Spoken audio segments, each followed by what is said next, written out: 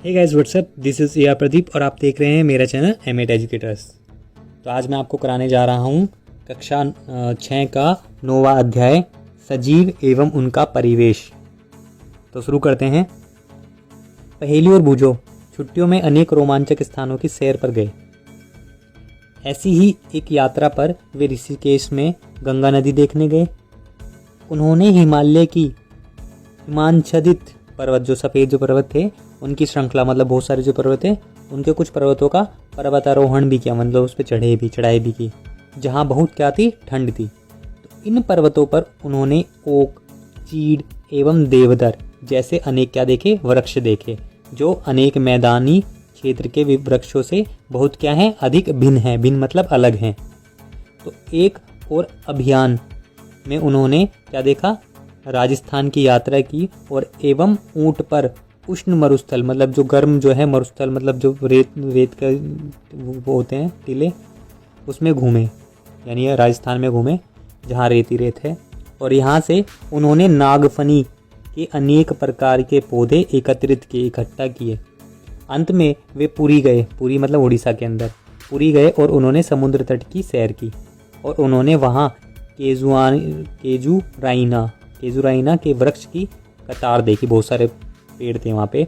और इन स्थानों के भ्रमण किए, जो इनके भ्रमण थे वो क्या थे, रोमांचक थे और एवं उल्लासपूर्ण थे, मतलब बहुत अच्छे थे उनके लिए। ऐसे क्षणों का उन्होंने स्मरण मतलब याद करते हुए उन्हें अचानक एक विचार आया, उनके दिमाग में एक विचार आया कि ये जो सभी स्थान हैं एक दूसरे से बहुत भिन्न हैं, ऐसा क्यों है। और कुछ बहुत ठंडे थे और कुछ बहुत गर्म थे, यानी उष्ण थे, एवं कुछ सूखे थे, तथा कुछ स्थान क्या थे, गीले थे, नमी थी जिनमें, जिसको बोलते हैं आर्द्र। परंतु उन सभी स्थानों पर अनेक प्रकार के बहुत सारे क्या थे, जीव थे, सजीव वस्तुएं थी।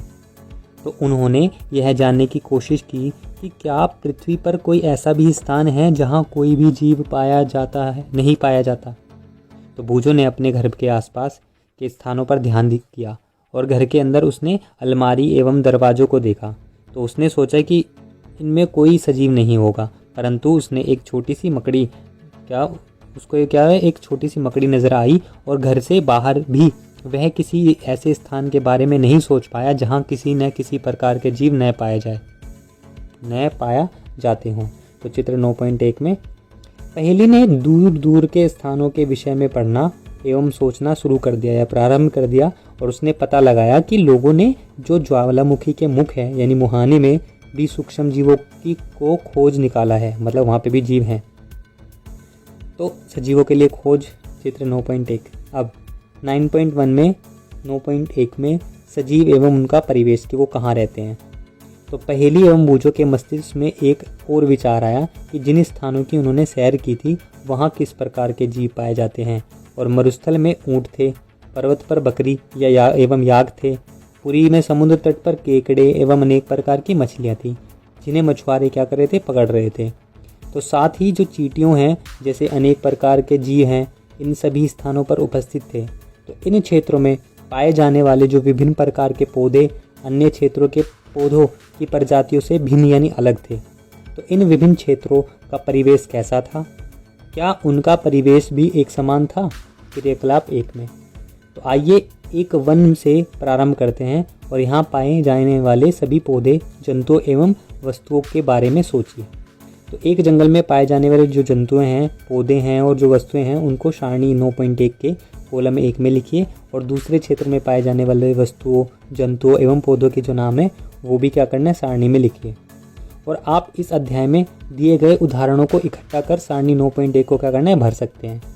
तो अपने मित्रों, माता पिता एवं अध्यापक से भी इस विषय पर क्या कर सकते हैं, विचार विमर्श यानी बात कर सकते हैं। और जो तालिका है उसमें दिए गए जो अन्य कॉलम है उसमें क्या है, विभिन्न स्थानों पर पाए जाने वाले जंतुओं एवं पौधों के नाम लिखिए। आप पुस्तकालय में उपलब्ध उन पुस्तकों की सहायता ले सकते हैं जिनमें क्या है, जंतु, पौधे एवं खनिजों के विषय में जानकारी दी गई है।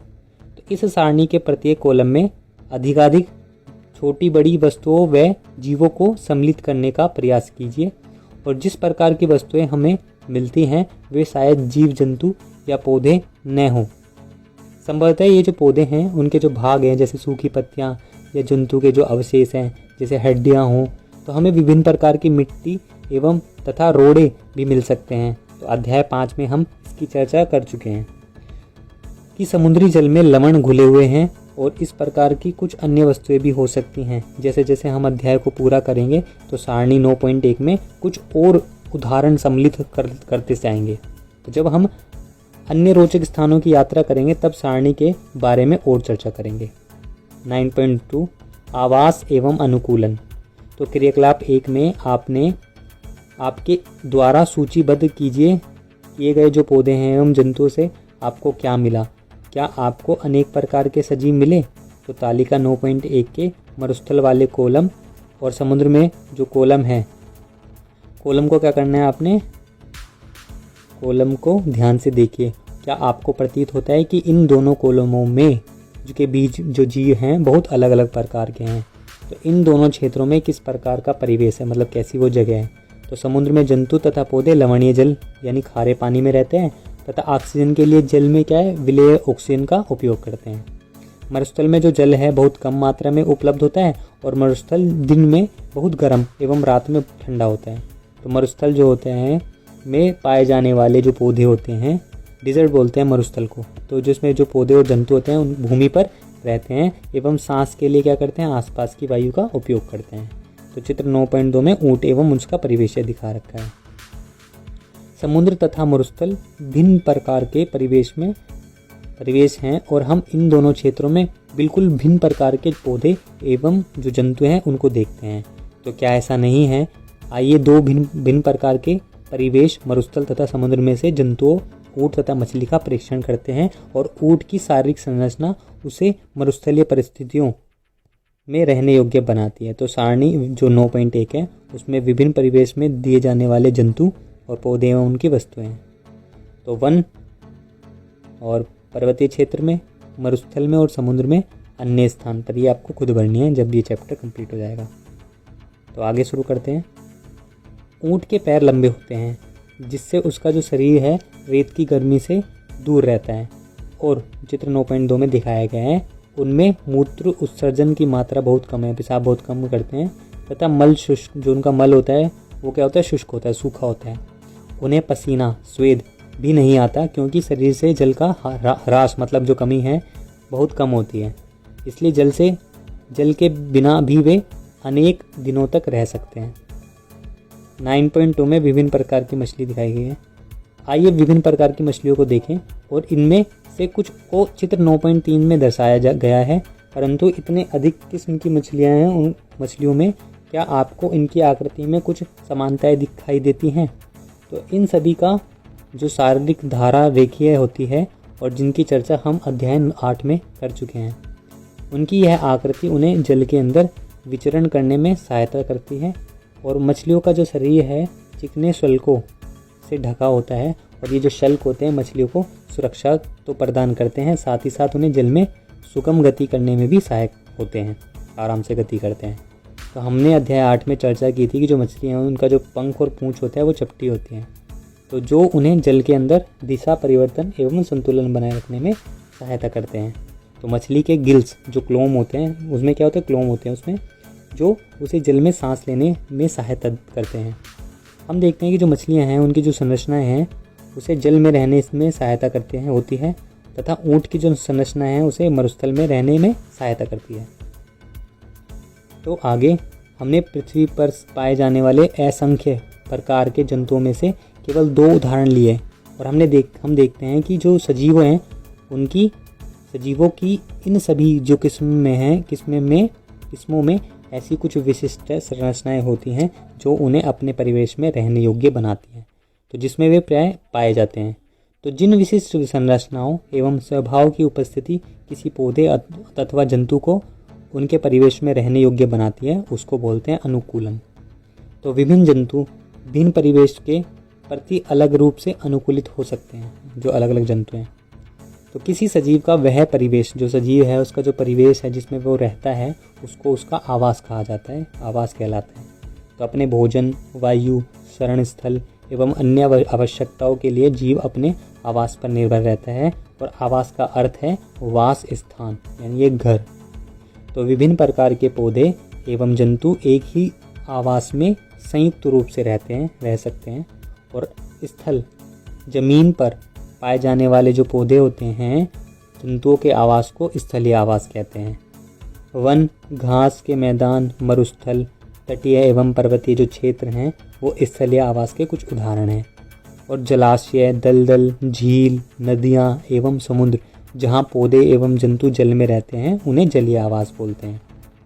तो विश्व के विभिन्न भागों में पाए जाने वाले जो वन हैं, वनों, घास के मैदान, मरुस्थलों, तटीय एवं पर्वतीय क्षेत्रों में भी बहुत विषमताएं हैं। यह सभी जलीय आवासों के लिए भी सत्य है।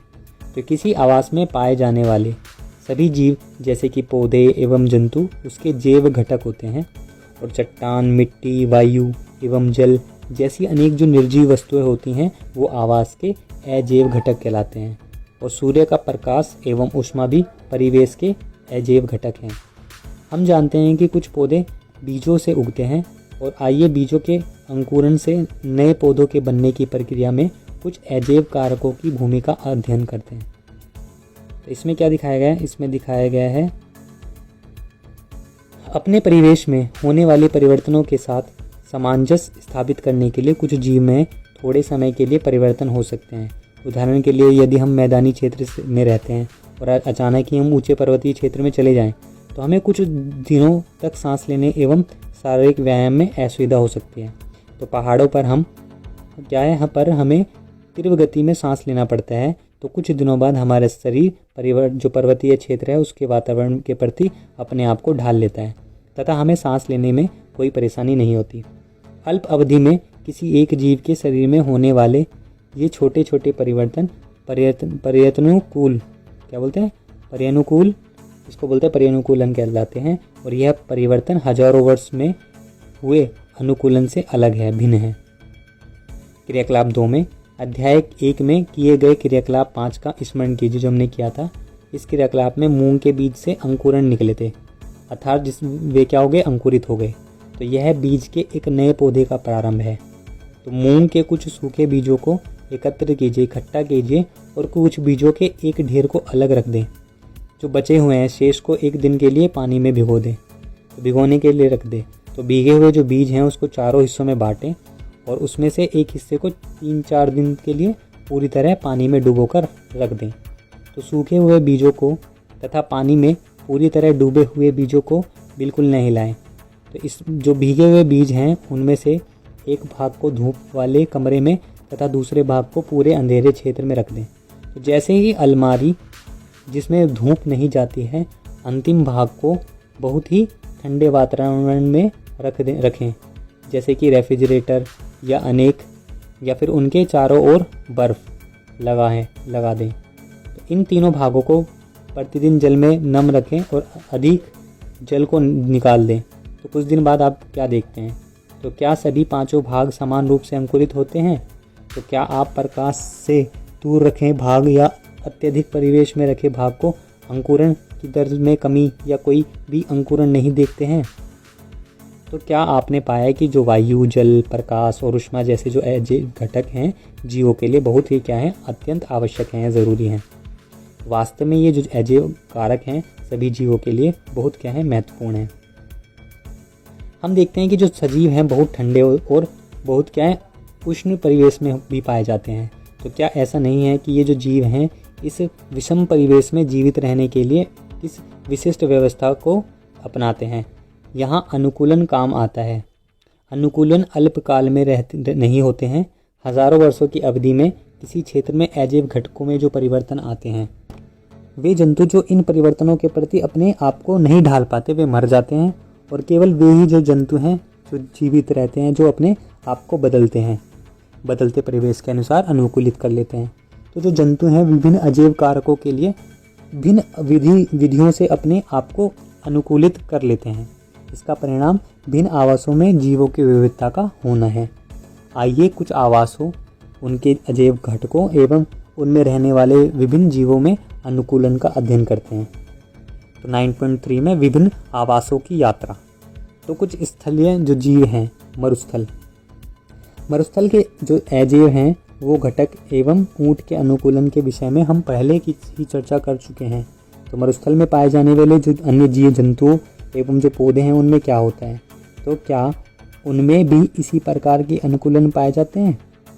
तो देखो दिखा रखा है चित्र 9.4 में बिल में मरुस्थलीय जंतु।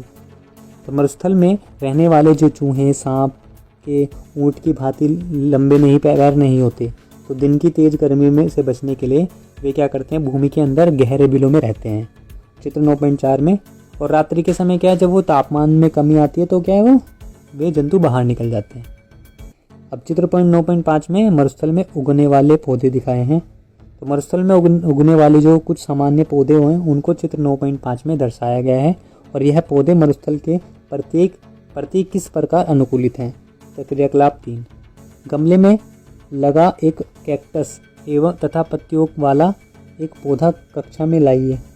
दोनों पौधों के कुछ भाग को पॉलीथीन थैली में ढककर उसी प्रकार बांधिए जिस प्रकार अध्याय 7 के क्रियाकलाप 4 में हमने पौधों को वाष्पोत्सर्जन का अध्ययन करते समय बांधा था। तो जो गमलों में लगे पौधे हैं उनको धूप में रख दीजिए तथा कुछ घंटे आपने क्या करना है, कुछ घंटे के लिए बाद इनका परीक्षण कीजिए और आप क्या देखते हैं। तो क्या आप दोनों पॉलीथीन थैलियों में एकत्रित जल की मात्रा में कोई अंतर देखते हैं। तो जो मरुस्थलीय पौधे होते हैं उनमें वाष्पोत्सर्जन जो होता है द्वारा जल की बहुत कम मात्रा निकलती है, निष्कासित करते हैं वो। और मरुस्थलीय पौधों में पत्तियां या तो अनुपस्थित होती हैं तो होती ही नहीं है, और अगर होती भी हैं तो छोटी होती हैं। तो कुछ पौधों में जो पत्तियां हैं कांटों शुल बोलते हैं उसको, का रूप ले लेती हैं, जिनसे पत्तियों में होने वाली जो वाष्पोत्सर्जन है उसमें क्या होती है, कमी आ जाती है। तो नागफनी में जैसे पत्ती जैसी जिस संरचना को आप देखते हैं वह वास्तव में इसका तना है, चित्र 9.5 में। तो इन पौधों में प्रकाश संश्लेषण सामान्यतः तने में होता है और तना एक मोटी मोमी परत से ढका होता है, मोम होता है उसके ऊपर, जिससे पौधों को पौधों का जो जल होता है वो बना रहता है, संरक्षण रहता है, उनको सहायता मिलती है इसमें। अधिकतर जो मरुस्थलीय पौधे होते हैं उनकी जो जड़ होती है जल अवशोषण के लिए मिट्टी में बहुत गहराई तक चली जाती है।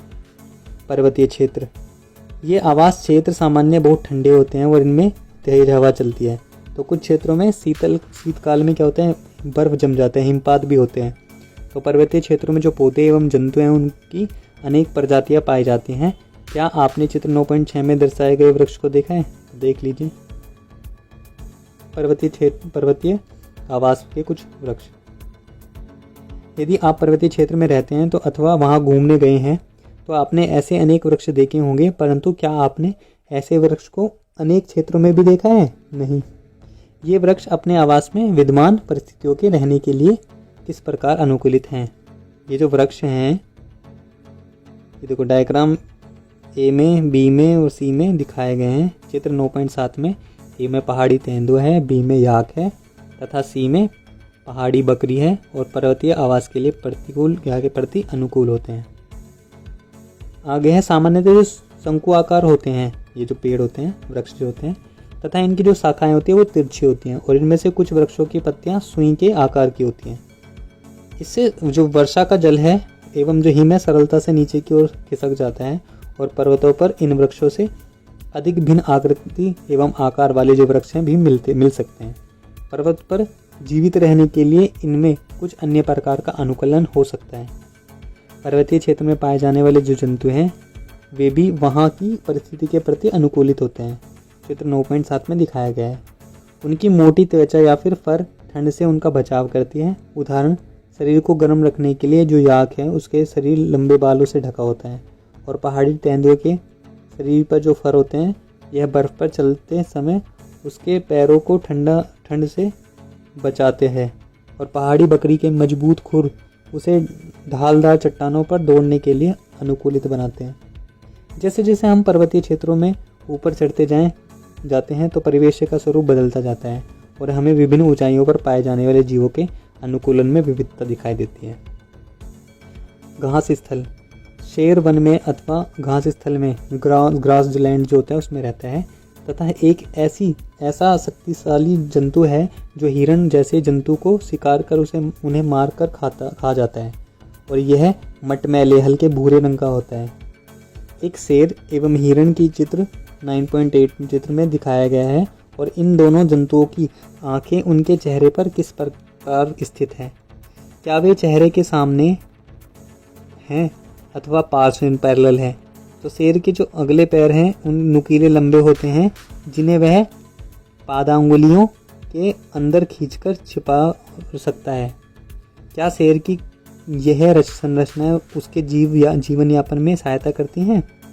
उसका मटमैला हल्का भूरा रंग शरीर के शिकार के दौरान उसे घास के सूखे मैदान में छिपाए रखता है। और को दिखा रखा है डायग्राम ए बी सी में। चित्र ए में एक शेर है और बी में क्या है, हिरण है।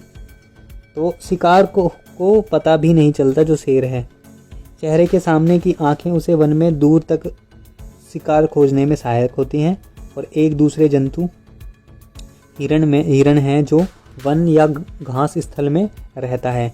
पौधों के कठोर तनों को चबाने के लिए इसके मजबूत दांत होते हैं। और हिरण को अपने शिकार, जैसे शेर जैसे जंतु जो उसे अपना शिकार बनाता है की तरह उपस्थिति की जानकारी आवश्यक है, तो ताकि वह उसका शिकार न बन सके और वहाँ से भाग जाए। उसके लंबे कान उसे शिकारी की गतिविधियों की जानकारी देता है। इसके सिर के पार्श्व में दोनों ओर स्थित आंखें प्रत्येक दिशा में देखकर खतरा महसूस कर सकती हैं। तो हिरण की जो तेज गति होती है उसे शिकारी से दूर भागने में सहायक होती है। तो शेर, हिरण तथा अन्य जंतुओं एवं पौधों में और भी बहुत सी विशिष्ट संरचनाएं होती हैं जो उन्हें उनके आवास में जीवित रहने योग्य बनाती हैं। कुछ जलीय आवास। समुद्र में रहने वाली जो मछली के अनुकूलन के विषय में हम चर्चा कर चुके हैं। दूसरे बहुत से समुद्री जीव हैं, उनका शरीर भी धारा रेखीय होता है, जिससे वह जल में क्या करते हैं, सुगमता से चल सकते हैं। तो स्क्वर्ड एवं ऑक्टोपस जो हैं, जैसे कुछ समुद्री जंतुओं का शरीर आमतौर पर धारा रेखीय नहीं होता, तो वे क्या करते हैं, समुद्र की गहराई में तलहटे में रहते हैं तथा अपनी ओर आने वाले शिकार को पकड़ते हैं। और जब वे जल में चलते हैं तो अपने शरीर को धारा रेखीय बना लेते हैं। तो जल में श्वास लेने के लिए उनमें गिल्स यानी क्लोम होते हैं। डॉल्फिन और जो व्हेल है जैसे कुछ जंतु में गिल नहीं होते, तो वे क्या करते हैं, वे सिर्फ सिर पर स्थित नासा द्वार होते हैं उनमें, अथवा वात छिद्रों द्वारा सांस लेते हैं वो। तो ये जल में लंबे समय तक बिना सांस लिए रह सकते हैं। तो वे समय समय पर समुद्री सतह पर यानी जल से बाहर आते हैं, पर आकर श्वास छिद्रों से क्या करते हैं, जल बाहर निकालते हैं और जो श्वास है द्वारा जो स्वच्छ वायु है उसको अंदर भर लेते हैं तथा अपने कभी दूरदर्शन पर अथवा समुद्री जीवों पर चलचित्र में डॉल्फिन को इस रोचक क्रिया को करते हुए भी देखा होगा। तालाब एवं झील। क्या आपने तालाब, झील, नदियों एवं नालों में पौधों को उगे देखा है? यदि संभव है तो क्या है, समीपवर्ती जो पास में किसी तालाब के भ्रमण पर जाइए, देख करके आइए और वहाँ दिखाई देने वाली कुछ पौधों को बाहर निकाल लीजिए और इन पौधों की पत्तियाँ, तने और जड़ किस प्रकार व्यवस्थित हैं उनको देखना है। डायग्राम में दिखा रखा है। चित्र 9.9 में कुछ जलीय पौधे हैं, जल सतह पर प्लवन यानी तैरते हैं और आंशिक रूप से जल में कुछ जल में मग्न रहते हैं, अंदर रहते हैं। पौधे जिनकी जड़ मिट्टी में स्थिर है और कुछ पौधे क्या है, पूर्णतः जलमग्न रहते हैं, कुछ आधे कुछ पूरे। तो चित्र में दिखाए गए हैं। इनमें से कुछ पौधों की जो जड़ें हैं वो जलाशय की तलहटी की मिट्टी में स्थिर रहती है और चित्र 9.9 में दिखाया गया है। स्थलीय पौधों में जल मिट्टी से जल एवं खनिज पोषकों के अवशोषण का महत्वपूर्ण कार्य करती हैं, परंतु जो जलीय पौधे होते हैं उसमें जड़ें आकार में बहुत छोटी होती हैं और एवं उनका मुख्य कार्य पौधों को तलहटी में जमाए रखना होता है। इन पौधों को जो तना है वो लंबा, खोखला एवं हल्का होता है और तना जल की सतह पर तक वृद्धि करता है, जबकि जो पत्तियां होती हैं एवं जो फूल होते हैं जल की सतह पर प्लावन यानी तैरते हैं। कुछ जलीय पौधे जल में पूर्ण रूप से डूबे रहते हैं और ऐसे पौधे के सभी भाग हैं जल में वृद्धि करते हैं। इनमें से कुछ पौधों की पत्तियां संकरी एवं पतले रिबन की तरह होती हैं और यह बहुत बहते जल में सरलता से मुड़ जाते हैं। तो कुछ अन्य जलमग्न पौधे हैं, पौधों में पत्तियां बहुत अधिक विभाजित होती हैं, जिससे जल इनके बीच में बहता रहता है और पत्तियों को कोई नुकसान या क्षति भी नहीं होती। आगे है मेंढक आमतौर पर तालाब में पाए जाने वाला एक जंतु है।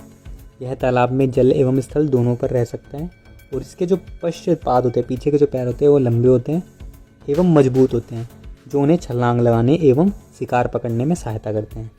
तो इसके पश्चात इनके जो पश्चपाद यानी पीछे के जो पैर होते हैं उनमें क्या है, जाल युक्त पाद उंगली होते हैं, जाल होते हैं उनकी उंगलियों में होते हैं जो उन्हें तैरने में सहायता करते हैं।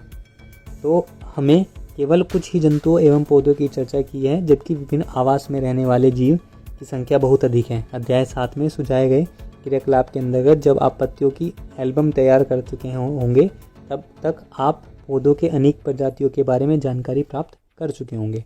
तो कल्पना कीजिए यदि हम पृथ्वी के सभी क्षेत्रों में उपलब्ध पौधों की पत्तियों का एल्बम तैयार करें तो उनमें कितनी विविधता होगी। 9.4 हमारे आसपास के जीव। तो हमने विभिन्न आवास क्षेत्रों की यात्रा की तथा अनेक पौधे एवं जंतुओं की चर्चा भी की है। तो क्रियाकलाप 1 में हमने विभिन्न परिवेश में पाए जाने वाली वस्तुएं, पौधे एवं जंतु की सूची बनाई। तो कल्पना कीजिए कि यदि हम जानना चाहते हैं कि हमारी सूची में सजीव के कौन से उदाहरण हैं, तो आइए वन में पाई जाने वाली वस्तुओं के विषय में सोचें। वृक्ष, आरोही लता, विसर्पी लता, छोटी बड़ी जंतु, पक्षी, सर्प, कीट, चट्टान, पत्थर, मिट्टी, जल, वायु, सूखी पत्तियां, मृत जंतु, छत्रक एवं काई, ये जो है मोस, वन में पाए जाने वाले विभिन्न वस्तुएं, ये कुछ उदाहरण हैं। इनमें कौन से सजीव हैं ये आपको बताने हैं। तो अपने चारों ओर पाई जाने वाली विभिन्न वस्तुओं के विषय में सोचिए तथा उन्हें निर्जीव एवं सजीव समूहों में बांटिए। कुछ प्रकरणों में हमारे लिए यह आसान होगा। उदाहरणतः हमारे घर की जो कुर्सी है अथवा क्या कहते हैं मेज जैसी वस्तुएं सजीव नहीं हैं। पहेली एडवर्ड लियर द्वारा रचित कंप्लीट नॉनसेंस जो नॉनसेंस है उसका एक यह पद छंद पद पढ़ रही है, इसको देखते हैं क्या कर रही है। मेज ने कुर्सी से कहा, तुम्हें पता है नहीं कि मैं गर्मी में कितना तपती हूँ एवं अपने पैरों की बिवाई से यदि हम थोड़ा टहल पाते, हम थोड़ा बोल पाते, प्रार्थना करो हम वायु ले सके। मेज ने कुर्सी से कहा, कुर्सी ने मेज से कहा, अब तुम जानती हो कभी हम समर्थ नहीं हैं। तुम कैसी मूर्खतापूर्ण बातें करती हो जबकि तुम जानती हो हम चल नहीं सकते। तो मेज ने ठंडी सांस भरते हुए कहा, कोशिश करने में क्या हर्ज है, मेरे पास भी उतने ही पैर हैं जितने तुम्हारे, और हम 2 पैरों पर क्यों नहीं चल सकते। तो पहेली और बूझों को कविता बहुत मज़ेदार लगी क्योंकि वे जानते थे कि जो मेज और कुर्सी सजीव नहीं हैं, अतः ये न तो चल सकते हैं और न बोल सकते हैं और न ही ऐसी समस्याओं को महसूस कर सकते हैं जिनसे हम पीड़ित होते हैं। तो हम जानते हैं कि कुर्सी, मेज, पत्थर अथवा एक जो सिक्का है सजीव नहीं है, और इसी प्रकार हम जानते हैं कि हम जीवित हैं और हमारी ही तरह संसार में सभी मनुष्य, कुत्ता, बिल्ली, बंदर, गिलहरी, कीट जैसे जंतु सभी सजीव हैं। और हम कैसे पता चलता है कि कोई वस्तु सजीव है, तो कभी कभी यह निर्णय करना इतना आसान नहीं है। हम कहते हैं कि पौधे सजीव हैं परंतु वे कुत्ते अथवा कबूतर भांति चल नहीं सकते। तो दूसरी ओर एक कार अथवा बस क्या है, चल सकते हैं, फिर भी हम उन्हें निर्जीव कहते हैं। तो पौधे एवं जंतु समय के साथ वृद्धि करते हैं परंतु कई बार ऐसा भी प्रतीत होता है कि जैसे कि आकाश में बादल अपने आकार में वृद्धि कर सकते हैं। तो क्या इसका अर्थ ये है कि बादल सजीव हैं? नहीं। तो आखिरकार हम निर्जीव और सजीव में अंतर किस प्रकार करेंगे? तो क्या सजीवों में कुछ विशेष लक्षण होते हैं जो उन्हें निर्जीव पदार्थों से अलग करते हैं? आप स्वयं सजीवों का एक बहुत अच्छा उदाहरण हैं। आप में ऐसे कौन कौन से विशेष लक्षण हैं जो आपको निर्जीव वस्तु से अलग करते हैं? अपनी नोटबुक में ऐसे कुछ लक्षणों के नाम लिखिए और अपनी बनाई गई सूची को ध्यान से देखिए एवं पता लगाइए कि कौन से लक्षण अथवा अन्य जंतुओं अथवा पौधों में भी पाए जाते हैं। संभवतः इनमें से कुछ लक्षण सभी सजीव वस्तुओं में एक समान होंगे। क्या सभी सजीवों को भोजन की आवश्यकता होती है? तो अध्याय 1 एवं 2 में हमने यह जाना कि सभी जो जीव हैं उनको भोजन की आवश्यकता होती है और भोजन हमारे लिए एवं विभिन्न जंतुओं के नितांत आवश्यक हैं। हमने यह भी सीखा है कि जो पौधे होते हैं प्रकाश संश्लेषण के द्वारा अपना भोजन स्वयं बनाते हैं और जो जंतु और पौधे के लिए पौधों अथवा अन्य जंतुओं पर निर्भर रहते हैं। भोजन सजीवों को